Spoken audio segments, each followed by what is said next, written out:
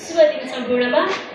मेरो नाम प्रशंसा शर्मा, म कक्षा 10 मा अध्ययनरत छात्र र म आज प्यारो छ नेपाल यो भन्ने मनोज भण्डारीद्वारा रचित कविता वाचन गर्न गइरहेकी छु। कविताको छन्द छ सार्दुला विवेक। मेरो वाचन यस प्रकार छ। छाती पर्वत हो हिमाल शिर हो, यी फाट हुन् पाइला, माटो जीवन हो दुवै नयन हुन्, यी गण्डकी काशिला।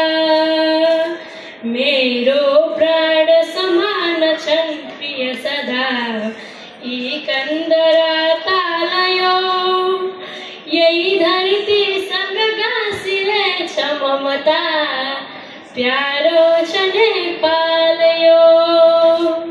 सीता गौतम बुद्धले टुकुटुकु गर्दै हिँडेको स्थल, पानी होइन शहीदको रगत हो, नारायणीको जल। हुत्याएर बगाउँदै पर लगोस् सद्भावको छाल यो, माटोमा पसिना मुछेर म भनौँ प्यारो छ नेपाल यो। के लेखे समलेखनाथ कविले यो देशको नाउँमा, सारा भो अधुरो चढाउनु रखे नेपालको पाउमा। यी पाखाभर चुचुरा भरि छ कविता, ल्याएर सिद्धिन्न यो, लाखौँ फुल तालिएछ भमरा, प्यारो छ नेपाल यो।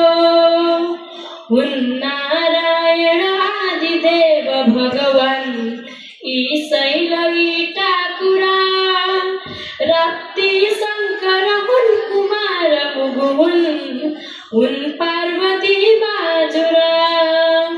सानो नन्दन देव घाट अबके भूस्वर्ग बाँकी रह्यो, श्रद्धा अर्पिन के सकस वचनले, प्यारो छ नेपाल यो।